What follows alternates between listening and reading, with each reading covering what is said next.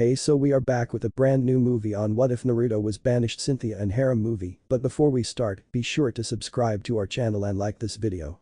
Now let's begin the story. He was too young to be doing what he was doing. But he wouldn't be doing it if he felt that there was any other option. He was 7, almost 3 years old. Right now, he should be spending time with his family, being a child. But, he didn't have any family or at least any that cared about him. It started when he was only 3 years old. His mother had just given birth to twins, a boy and a girl. At the young age of 3, he was brilliant for someone who should be learning how to spell basic words.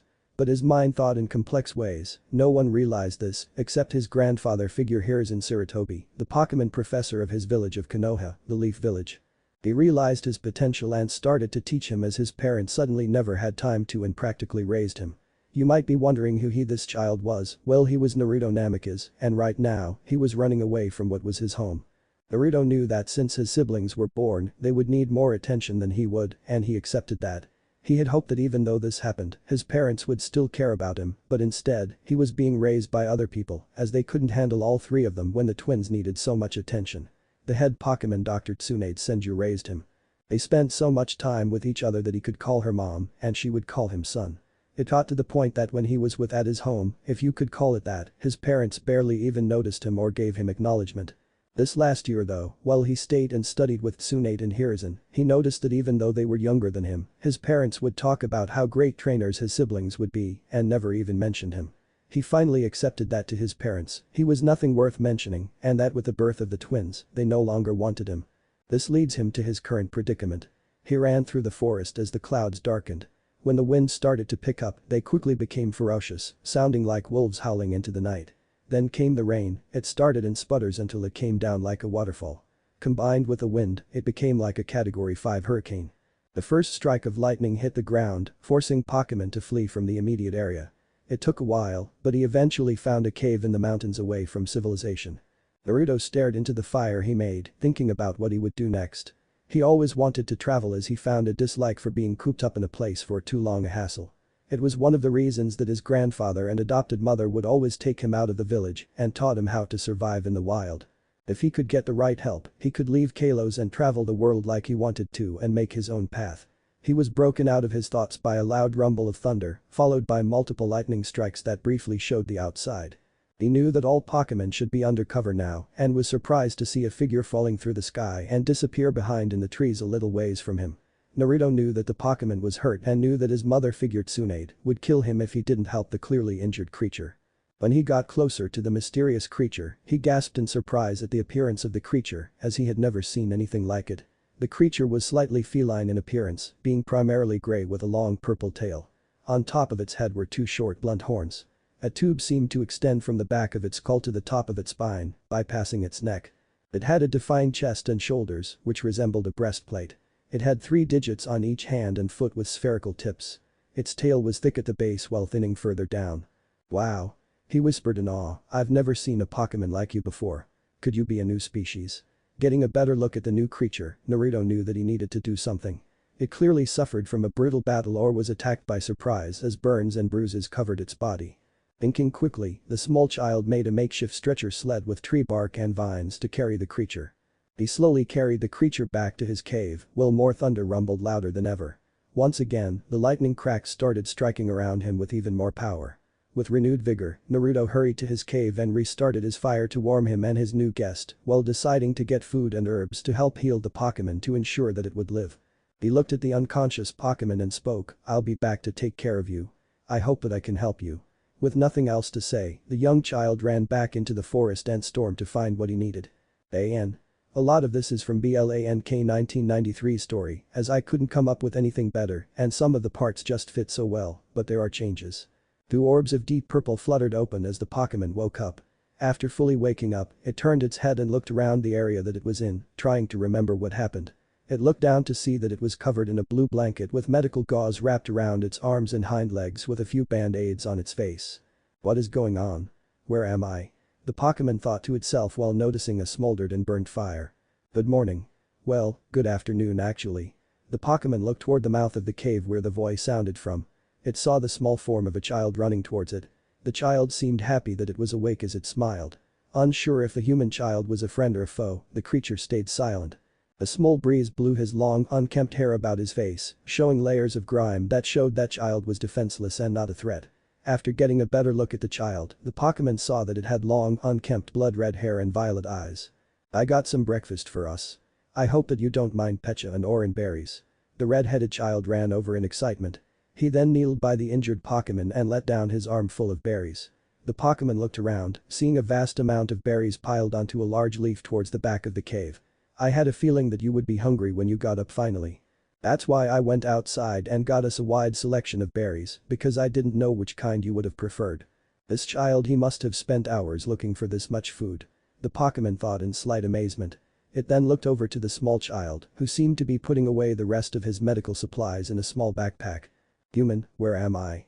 the Pokemon asked. Naruto looked up in amazement at hearing the Pokemon speak in his mind. "That's so cool.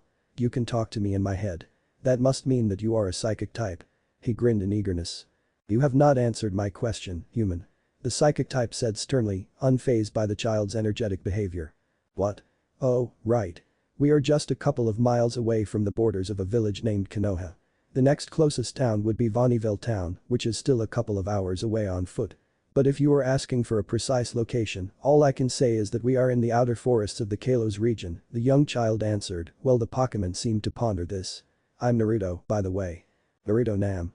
Naruto Uzumaki," he exclaimed while sheepishly rubbing the back of his head with a smile.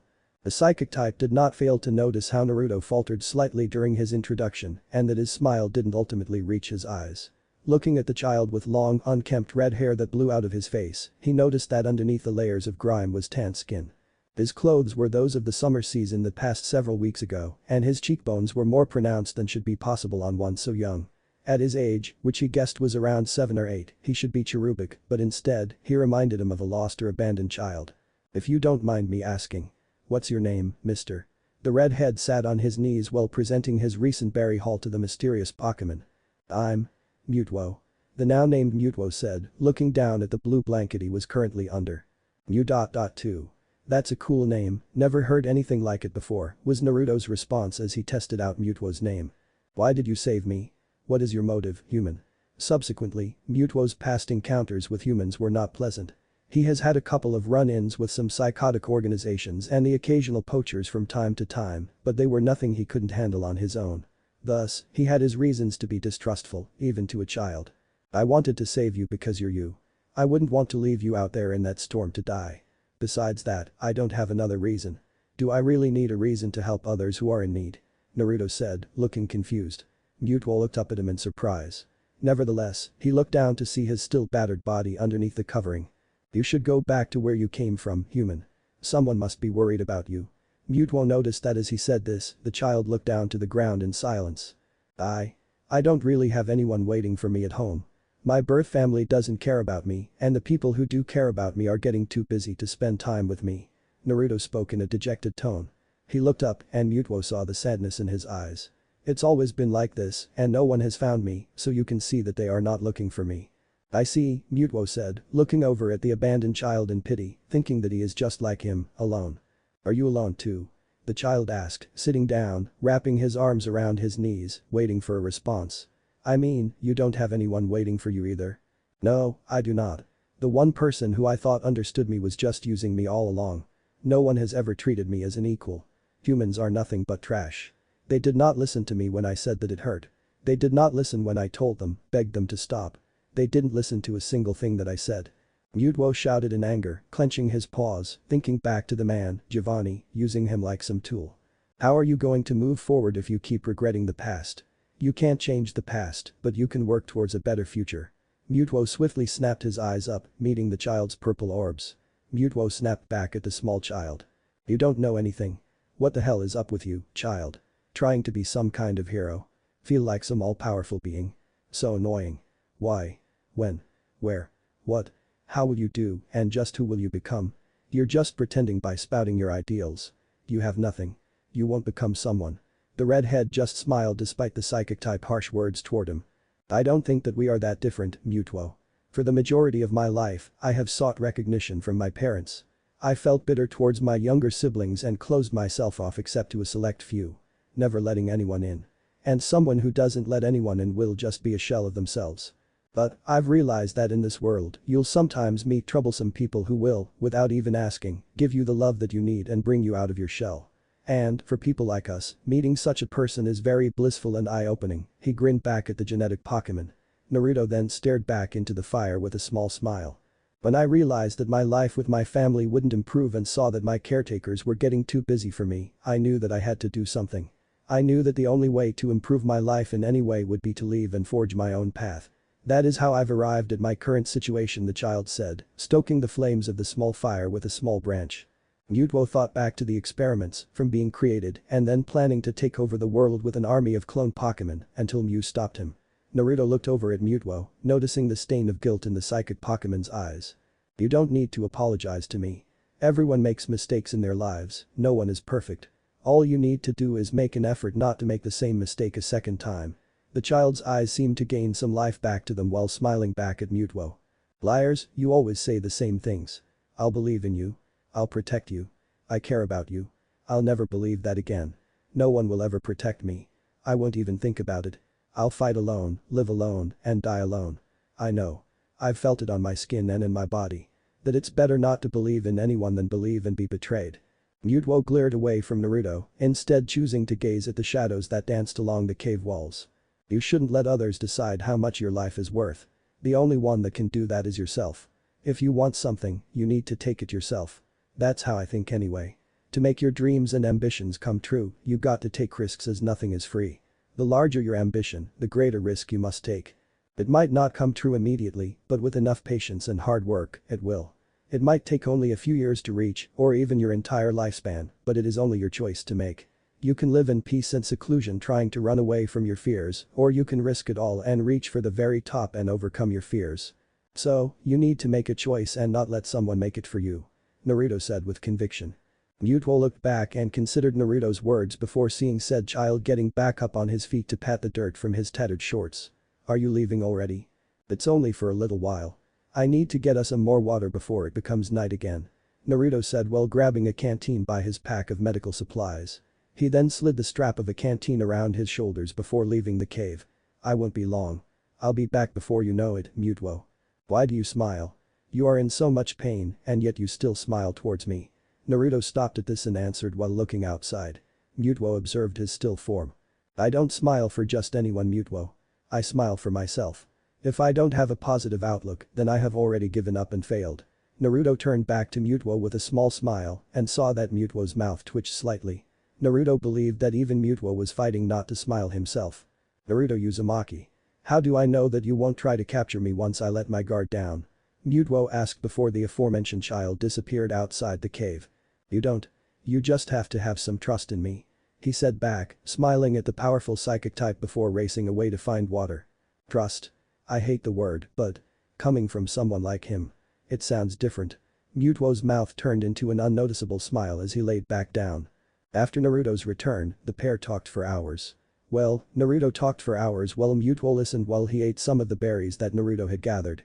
Naruto talked about his life, both good and bad, while finding comfort in the fact that Mutuo didn't judge him for leaving. They first talked lightly, but then the conversation picked up when Naruto started talking about becoming a Pokemon trainer and going on his own journey. Mutuo felt something that he had never experienced before. He didn't know what it was, but it was a nice feeling that he got as he got used to someone talking to him in a friendly way. Mutuo knew he had to take some time to heal up and rest for a few weeks before taking off again. Naruto was sad that Mutuo said he would leave once he was fully healed, but the blonde understood and was happy to help him be more relaxed and comfortable before leaving. The young redhead smiled as he picked up small twigs and sticks for his and Mutuo's fire, making sure they were all dry. The young Uzumaki smiled, thinking about the last week and a half he spent with the psychic-type Pokemon. He even learned that Mutuo was a legendary Pokemon and he was created by an evil organization named Team Rocket who wanted to use him for their evil plans. Mutuo told him that he was on a solo journey to find somewhere to belong and atone for his past sins. The psychic type explained that a group of poachers spotted him and attempted to capture him while he was helping some other Pokemon who were in trouble. He was able to get away in time but got injured in the process. The night that Naruto found him was when Mutuo was trying to get further away, hoping the storm would cover his tracks, but he thinks that the poachers are still out there and won't give up until they have him. Poor Mutuo, he is forced to constantly be on the run. The whole world is just trying to catch him and use him. Naruto's purple eyes flashed in anger as he thought about the Pokemon who was just trying to live a peaceful life but couldn't because of hunters. In turn, Naruto also shared about his time with his adoptive family and his grandfather figure Professor Sarutobi, mother figure in Tsunade Senju, and brother figure in Itachi Uchiha, AN. You will find out later. He was already very knowledgeable in most areas surrounding Pokemon because of Professor Sarutobi and Dr. Tsunade's teachings. He also talked about how he was ignored by most of the village for the rest of his family, but said that only those few close to him mattered in the end. Mutwo asked him if he needed to terminate the whole village for him. The child's eyes almost popped out of his head from the size they grew to after the legendary Pokemon statement. He thought he was just joking around to make him feel better, but Mutwo's stone-cold face said it all. Mutwo was serious about his statement about destroying his old home. Now he might not like Konoha, but he didn't want to see it destroyed. After turning down the offer of the complete destruction of his previous home, Naruto thanked him for his consideration. Naruto enjoyed Mutwo's quiet personality, even though he can be harsh and cold at times, but he was fair during their brief conversations when the psychic type actually spoke to him. And Mutwo enjoyed Naruto's company, even though the child can be extremely annoying at times, he still knew when and how to act appropriately.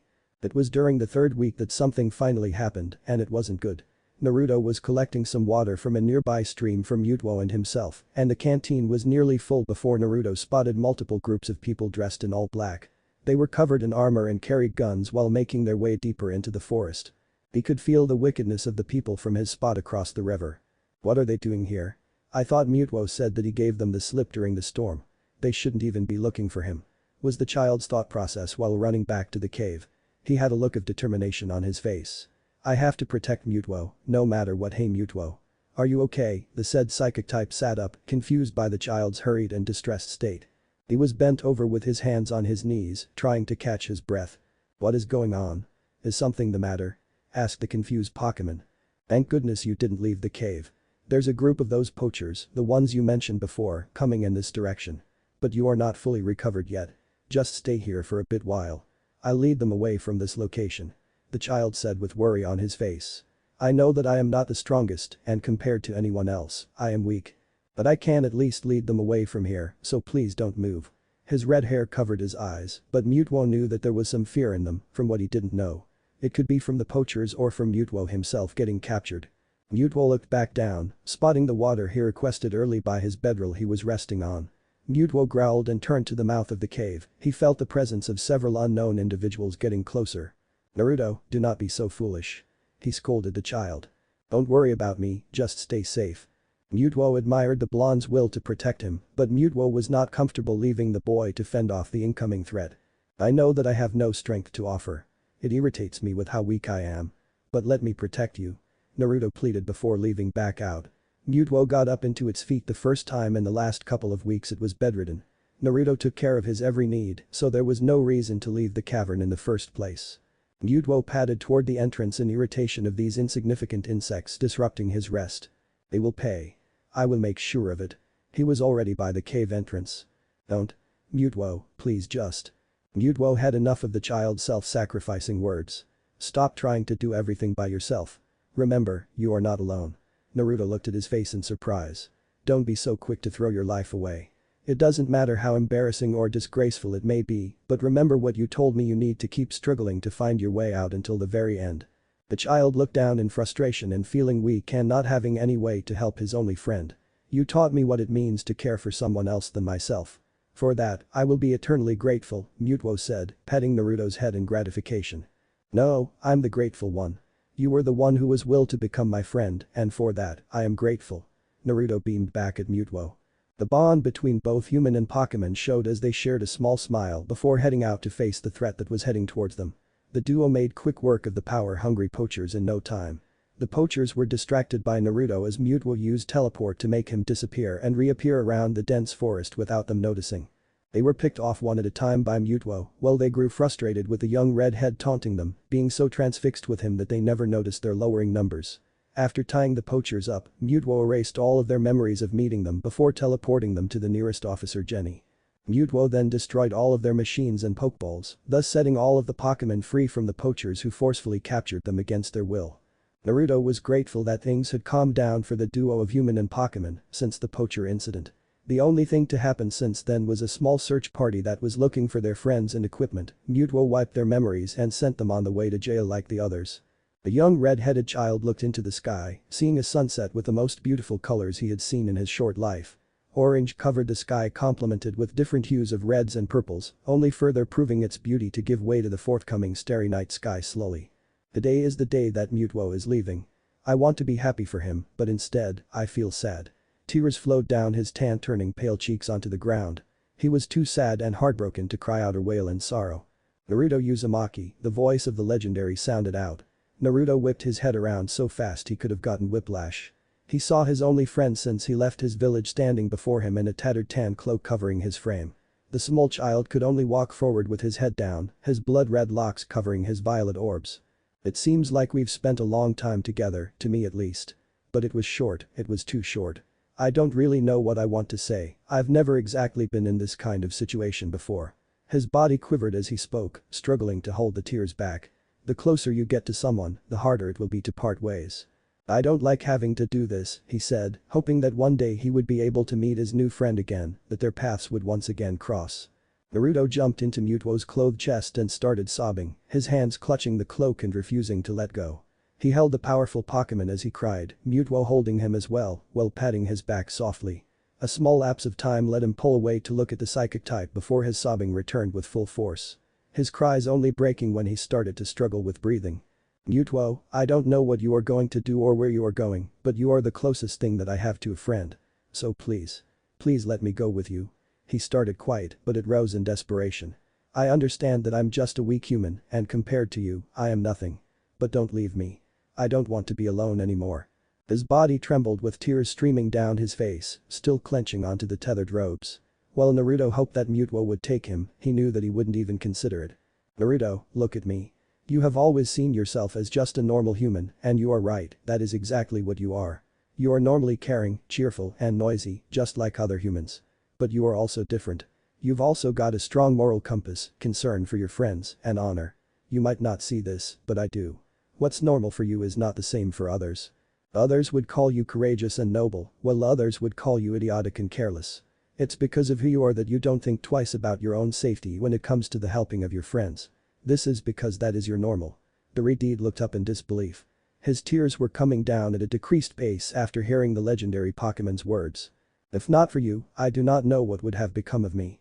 You cannot live in this world of ours alone, no matter how you try to look at it. Mutuo thought back to how the child, Naruto, nursed him back to health, asking for nothing but his friendship in return. Said child peeked up at him, listening intently. I want to change things. I want to believe that anything can be changed. From the moment that I met you, a new world has been opened up to me. After walking blindly in the dark for so long, a light came and showed me the right way. That light was you, Naruto. Naruto rubbed the back of his head bashfully, not used to getting praise from someone other than his adoptive family. Mutuo reached into his pocket and brought out a small sphere. The sphere enlarged, and Naruto got a better look at it. It was a type of pokeball. It was divided by a black band in the middle, the top half was purple, with a white M on the front with a pink circle on either side, with the bottom half being white. He then put it in Naruto's right hand. This is a pokeball. He looked at Mutuo in shock. But, I've never seen this kind of pokeball before. This is a master ball, the only of its kind. I gave you this because you trusted me, so I will now trust you as well. This is what being friends means, right? Mutuo said while bowing down to the retreated child. Naruto beamed in eagerness and gently tapped the master ball against the psychic type's forehead before it was beamed inside of the ball. The ball shook 3 times for a small click was heard, indicating that Naruto successfully caught the Pokemon. He jumped in excitement at obtaining his first Pokemon and unofficially starting his journey as a trainer. Naruto then released Mutuo from his ball as he wanted to speak with his friend. Are you sure about this, Mutuo? I thought that you didn't want to be caught. Yes, I am sure of this. In a way, you are now protecting me from the evil of the world. Mutuo said as he nodded to the child with a smile. Okay then. I may not be the strongest or strong in general, and I don't have anything to offer you besides friendship. But know this, I will never give up on you. He said with resolve while staring off into the sunset in silence. It doesn't matter what has happened in the past anymore. What does matter is what you chose to do with your future that truly matters. Mutuo spoke while holding out a paw to the child. Naruto smiled while putting on his backpack before grabbing onto the legendary's paw. He was then lifted off the ground with a blue aura protectively surrounding him. Before I left, my dream was to be acknowledged by my parents and village, but that ship has sailed, Naruto said as they silently hovered in the air, looking in the direction of his village. Is that no longer what you wish for? The legendary asked, confused. No. Well, I still want to be acknowledged, it is no longer by them. I want to be acknowledged by the whole world for who I am. To show them who Naruto Uzumaki really is. Naruto said with conviction, getting lost in his small moment. I don't want their approval anymore. I want to show everyone that I accomplished what I did with my own 2 hands. They shared another moment of silence until Naruto spoke again. You know what, Mutuo, there was another reason why I helped you. The Pokemon looked over in curiosity. I was once told by my grandpa that strangers are just friends you haven't met yet. And, before Itachi left on his journey, he told me this, it's foolish to fear what we have yet to see and KNOW'. This is an actual Itachi quote. So this is why I will never show fear on our journey as we have yet to understand anything in this world, we only assume. I see, Mutuo smirked before turning back to stare into the sunset once more. More than anything else, humanity is a species which always looks forward to tomorrow. It's because of their dreams that they can bear with the unjustness of the present. If this is the path that you choose to walk, then I will help you along the way. No matter what painful things might happen, even if you fail miserably or succeed magnificently, I will be there. Mutuo nodded towards his trainer with respect. Thank you, Mutuo, Naruto answered quietly. So, let us depart from this place and start our lives anew. The child nodded. I don't know what exactly I will be able to do for you, but know this. I will always be by your side no matter what. Believe it. I had to do it once in the story. Both trainer and Pokemon glowed white before they disappeared, not leaving a trace behind them, not knowing that the name Naruto Uzumaki would go down in history. If both had stayed a moment longer, they would have seen the figure that was watching them the entire time. The figure was quite large and equine in shape. It was white with a gray, vertically striated pattern on its underside, mane, tail, and face. It had golden-tipped hooves, a long mane jutting away from its head, and green eyes with red pupils. It had other gold accents on its body, along with a golden cross-like wheel attached to its abdomen. Its powerful voice sounded before it disappeared completely. It was early morning in the Kalos region. The sun was high in the sky, and Pokemon of all types were milling about, in the sky, forests, rivers, and lakes, even the cities and small towns, Pokemon are everywhere. And today was a special day for a group of young teens in Kalos, for they would be getting their first Pokemon and starting their journeys into the world as trainers. Professor Sycamore knew that today was going to be a great day. It was still early in the summer season, and the weather was the best that it had been the entire year, with a slight breeze to complement the summer warmth. Fletchlings flew and chattered in the trees, while small groups of float floated among the flora. The professor was currently heading towards the main room of his lab in Lumia City to meet with this year's batch of promising new trainers and give them their first Pokemon. The trainers were all 14 years old as per the new regulations instated a few years ago.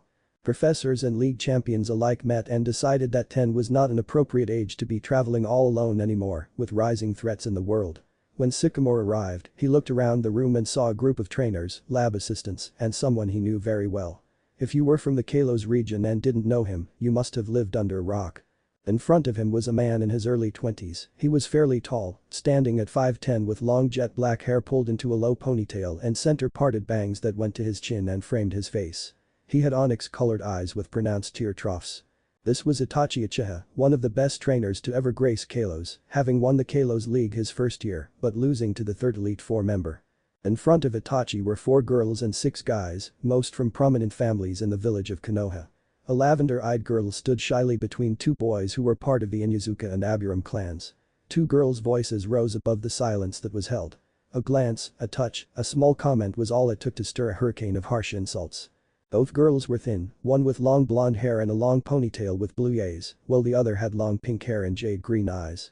One boy looked bored out of his mind, he was laid back and scanning the room, almost asleep, while another boy was plumper and was consuming a bag of BBQ chips with a smile.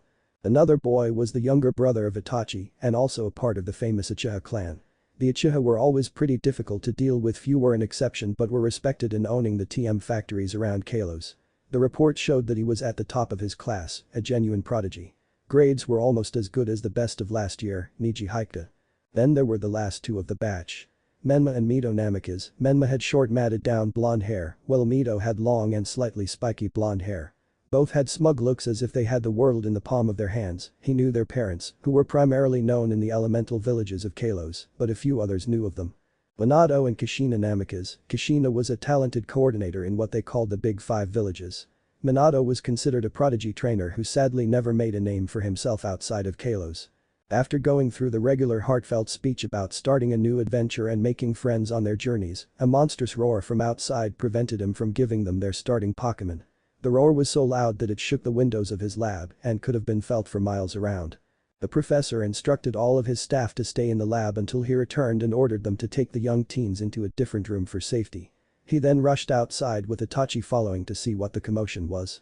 When they reached the source, Sycamore let out a surprised gasp, while Itachi smiled as they saw a truly monstrous Pokémon.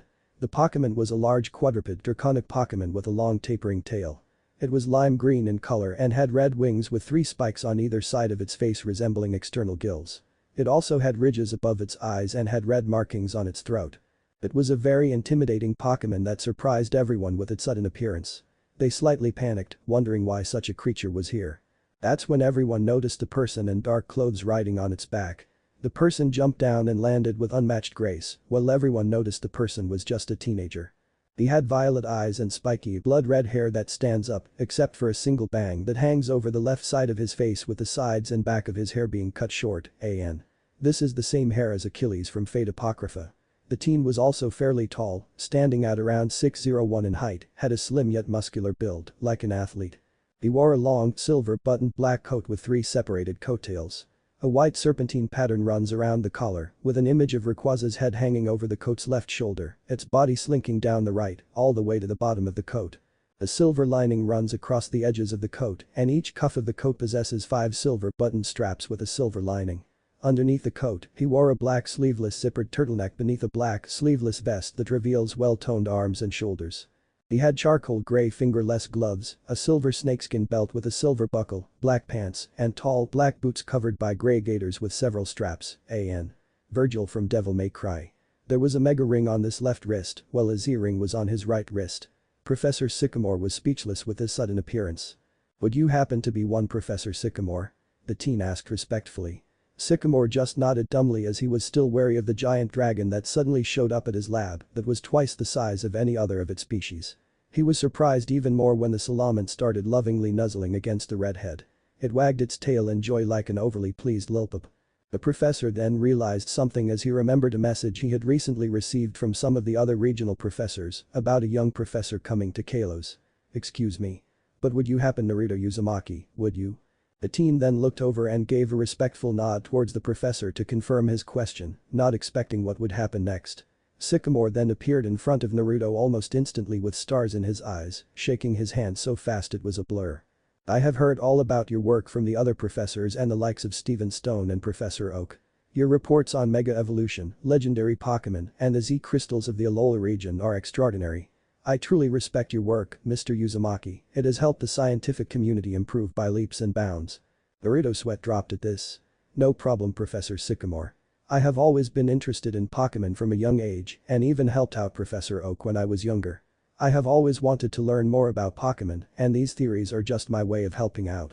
The more we know about Pokémon, the better we can live alongside them," the teen said, trying to pry his hand away from the excited professor who was one of the leading experts in Mega Evolution. "When I got a few messages from the other regional professors about a young professor coming to Kalos to journey through the region, I didn't know that it would be you. I mean, I have seen your past success in the other leagues, but didn't expect you to come here as I heard that you could possibly be taking a spot in the Sinnoh Elite Four as Bertha was thinking of retiring." Now Naruto was surprised by that as not many knew about that. "Well, this is going to be my last journey as a trainer, but yes, there is a possibility that I will be taking over for Bertha.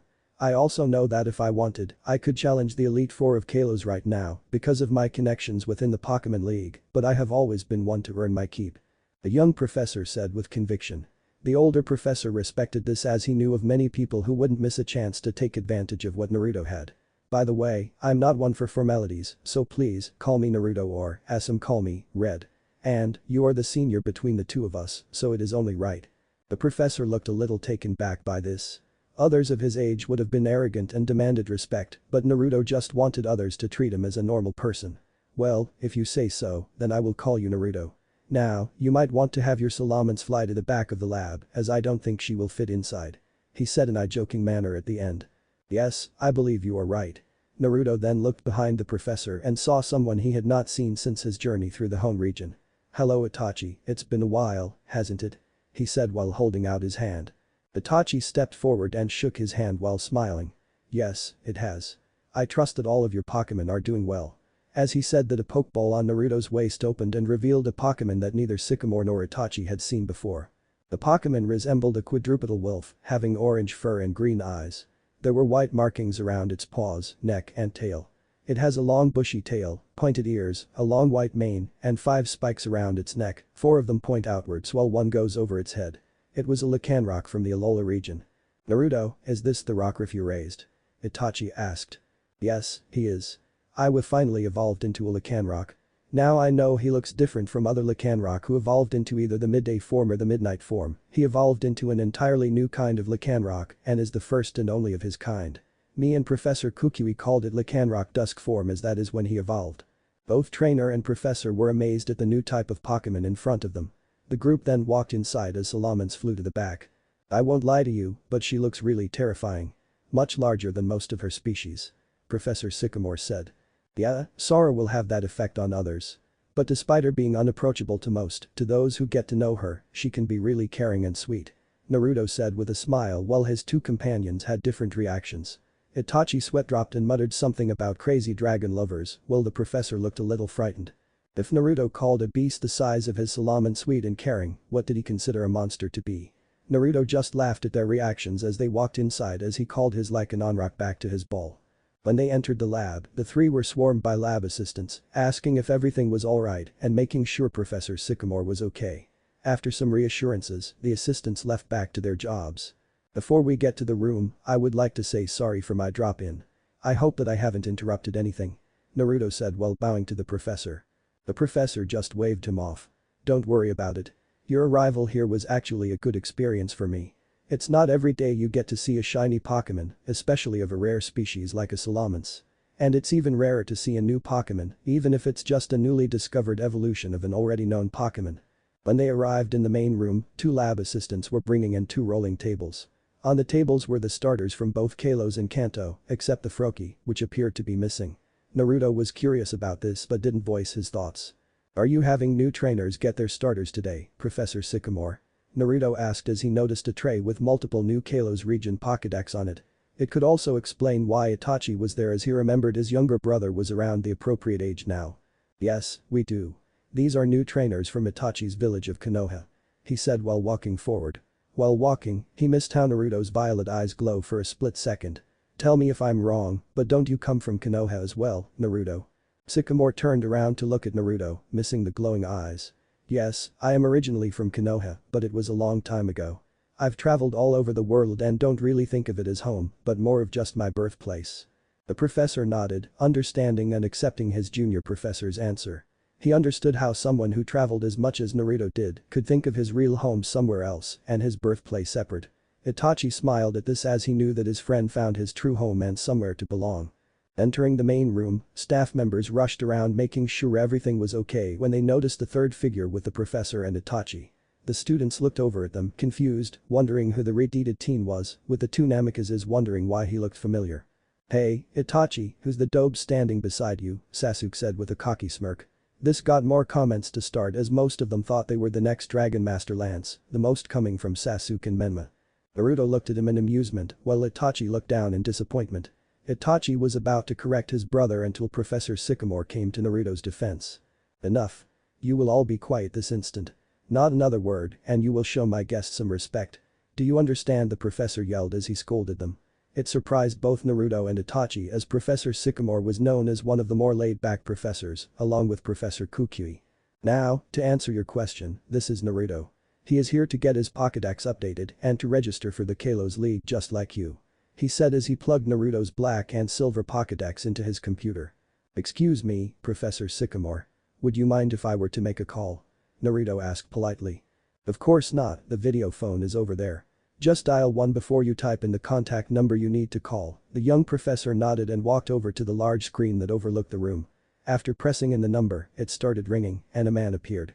The man was middle-aged with peach skin, gray hair, and thick bushy eyebrows. He wore a white lab coat, a light maroon polo shirt, a brown belt and beige pants with matching brown loafers. Naruto. I see you finally made it to the Kalos region. I hope that you didn't have too much trouble.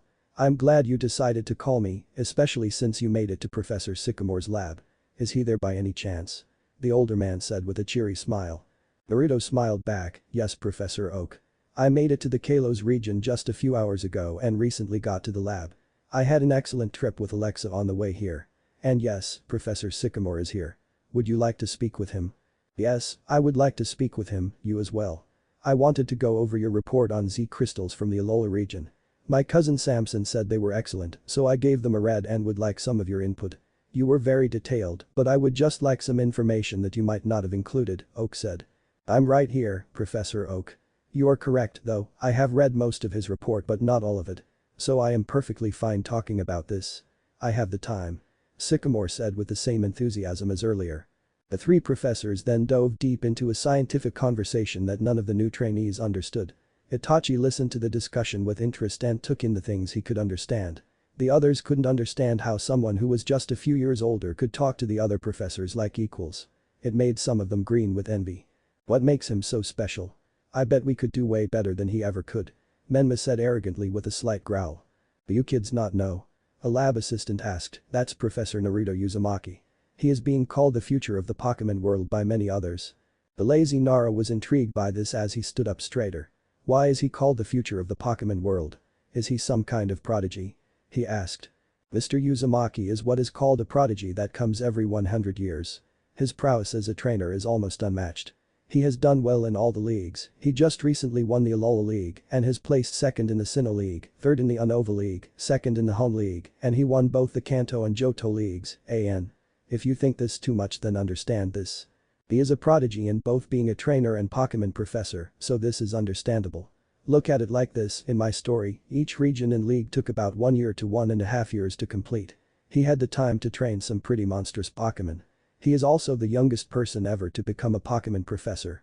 Would you mind telling us why the name Uzumaki sounds so familiar? I feel like I have heard that last name before. Said the Yamanaka. Well, you probably heard it from his other work. He and his cousin Karen Uzumaki are the co-CEOs of Whirlpool Incorporated. They are the worldwide leaders when it comes to Pokemon items. The two are known for being famous Pokemon doctors, researchers, and breeders. A different assistant said. I even heard that he is called the strongest of the 9 beasts. What are the 9 beasts? Asked Mito while she stared at Naruto with what looked like longing and she herself didn't know why. The 9 beasts are the 9 strongest trainers from Kalos. The only trainers on their level are league champions, elite 4 members, and some gym leaders. If they were to participate in the league this year, then it would be the one to watch. The assistant replied.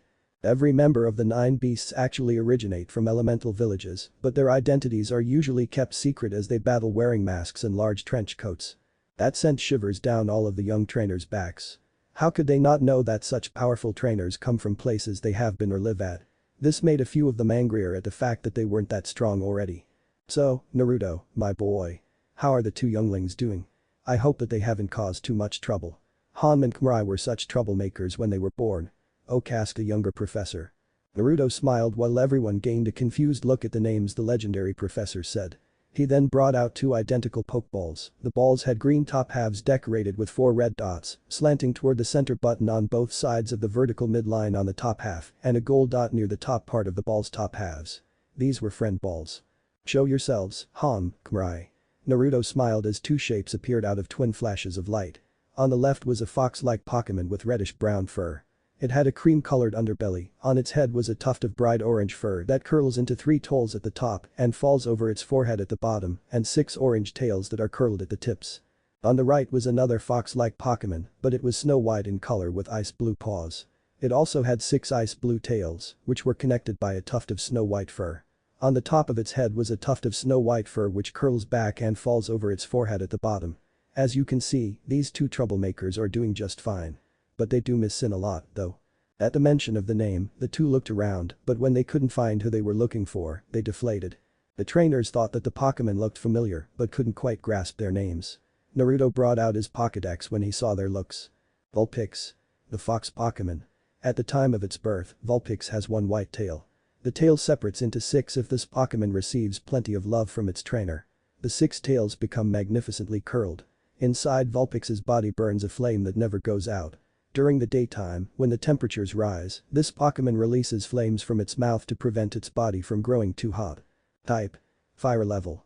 8 abilities. Flash Fire Drought. This Vulpix is male and is registered to Naruto Uzumaki. Vulpix Alola the fox Pokemon. It exhales air colder than -58 degrees Fahrenheit. In hot weather, this Pokemon makes ice shards with its 6 tails and sprays them around to cool itself off. Type: Ice level. 8 abilities. Snow Cloak Snow Warning. This Vulpix is female and is registered to Naruto Uzumaki. All the females in the room squealed at the cuteness being put on display. Naruto leaned down and the 2 fox Pokemon jumped onto his shoulders. The young female trainers were envious that Naruto had 2 Pokemon that would be perfect for Pokemon contests and that Naruto wouldn't use them properly. The 3 professors talked a little more until Oak said something that made Naruto shiver with excitement and Itachi widens his eyes. So, Naruto, my boy. Gary told me that it might be possible for him and others to compete in the Kalos League this year. I can already tell that it's going to be a real show this year. Oak said with some excitement. To others, this was confusing, but to Naruto and Itachi, this was eye-widening news. If what he said was interpreted correctly, then this year's Kalos League just got a whole lot harder. Well, I must be going now. And don't forget to call those who care about you, my boy. You know how your cousin can get. The screen then went blank. Well, I think that it is time for these trainers to get their starters, don't you think? Professor Sycamore said to his assistants. While the professor updated Naruto's Pokédex, 2 of the assistants wheeled out tables with the available starting Pokémon on them. Naruto took notice of the lack of Froakie from the lineup of Kalos starters but didn't comment as it wasn't his business. I'm going to keep their Pokémon the same with some changes for my 2 Ox and the missing Sai. Some of this upcoming stuff is similar to the original. Sycamore handed Naruto his Pokédex back, then he went over to hand out the new rookie's Pokémon, Pokeballs and Pokédexes. While doing this, a female assistant noticed some movement within the trench coat of the young Uzumaki. Mr. Uzumaki, your coat is moving. She practically shrieked. She pointed at his coat nervously as everyone took notice of the movement within it. The Redeed looked down and petted the small form hiding within his coat gently. Hey, how was your rest? I hope it was good. He calmly asked. Everyone thought he was crazy until they noticed that there was actually something riding within his coat.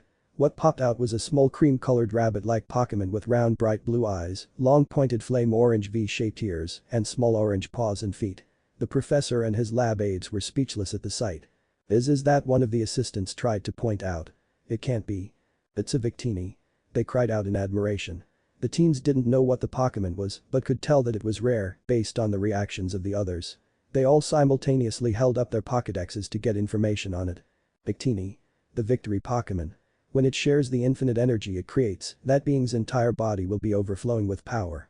This Pokemon brings victory. It is said that trainers with Victini always win, regardless of the type of encounter. Type: Psychic Fire level. 45 abilities. Victory Star. This Victini is female and is registered to Naruto Uzumaki. The young trainers glared holes into the back of the Uzumaki for having a legendary Pokemon, one of many. Most trainers spend their entire lives just trying to get a glimpse of a legendary, but he acted like it was an everyday occurrence. Naruto knew that his juniors would be surprised and possibly jealous, but he didn't expect to see what looked like hate and envy. He thought that they would be overjoyed. He was able to feel their emotions due to some abilities he learned he had and then trained. It was why he was always so in touch with Pokemon. He was still surprised that people called him the second coming of Sir Aaron. Since he was once again on his journey, he didn't need to wear his formal clothes, which he liked as he was less noticeable to people who might have known what he was.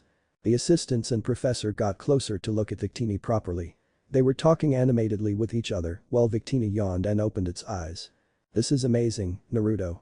I have never seen a Victini in real life besides pictures. Professor Sycamore exclaimed. One of the lab assistants got too close to the legendary and frightened it. Victini was terrified by all of the unfamiliar faces around it and quickly turned invisible. What the others didn't know was that Victini was still there but took up residence in the hair of its trainer. The others were surprised by what happened. Hey, where did Victini go? One of the assistants asked. Oh, sorry about that. Hikari isn't really a people person. She is wary of those she doesn't know and will turn invisible if too much attention is on her. He said as he rubbed the back of his head bashfully. Something that the two Namikazes took compared to the same way their mother did. It's quite alright, Naruto. We were the ones who crowded you, which scared her. We apologize for our mishap. Professor Sycamore explained and apologized sincerely. The other lab assistant followed his example and bowed in apology for being so assertive towards Naruto and the mythical fire type. The professor had quite a variety of different types for the rookies to pick from, for starters. To make things easier, Itachi had them pick in groups so to make it even. First up was Sasuke, Sakura, and Ino. Sasuke picked a proud-looking Charmander, which didn't surprise anyone as his family specialized in fire-type Pokémon. Sakura picked a fiery Fennekin in hopes of catching Sasuke's attention by sharing the same type. While Ino picked a sassy Bulbasaur, saying that her Pokémon was cuter than the furball Sakura picked, thus starting another petty argument. In total Nara fashion, Shikamaru said that it was a total drag but went into the forest and came out with a sleeping Arba on his shoulder. Choji eagerly picked up the modest Squirtle as they seemed to share the same attitude. Following the example of Shikamaru, Kiba, Shino, and Hinata also walked into the forest area to find a partner. Kiba jogged out with a Growlithe nipping at his heels playfully, Shino had a Suaddle hanging from his hood, while Hinata held onto a cautious Ralts, poking its head out of her jacketing trying to hide itself. Menma and Mito said their father gave them their starters already, so they didn't need to choose. Menma brought out an electric while Mito brought out an EV. Professor Sycamore nodded to all of their choices with a proud grin before giving them a lecture. Naruto knew this lecture as he got a somewhat similar one from Professor Oak when he started his journey. He talked about them entering the Kalos League or wanting to be the Kalos Queen. Most of the guys immediately claimed that they were the next Kalos League champions, while the girls were interested in being the Kalos Queen. The Redeed informed the professor that he was leaving, but the tall man followed behind him into the courtyard, telling the young professor to keep him updated on any rare sightings he happened to see. Naruto waved goodbye to the professor's staff before walking out to the center of the mock battlefield behind the lab. Naruto whistled a high-pitched sound that was heard by all, a roar followed the whistle. Sora cried out and landed right in front of her trainer, nearly knocking Naruto over. She rammed her head into his stomach as she attempted to cuddle with her trainer. Victini then reappeared and glided over to sit on the giant dragon's back, trying to get comfortable. "Hey Sora, you ready to hit the road again, girl?" he asked while scratching her chin. The reply he received was a big lick from a rough tongue. Professor Sycamore shook the Redeed's hand once more before he boarded his shiny Pokémon when someone called out to Naruto. "Hey Uzumaki. We challenge you to a battle." Two voices called out. Naruto turned to see who it was and thought about what he should do. After seeing who it was, he smirked. He saw it as an opportunity to humble the new trainers before they got too big for their britches. "Well, okay then. I accept your challenge," he said confidently. Naruto then brought out two Pokeballs and released his chosen Pokémon. "Let's battle." The end. Thanks for watching, also remember to subscribe and like this video. See you in the next video.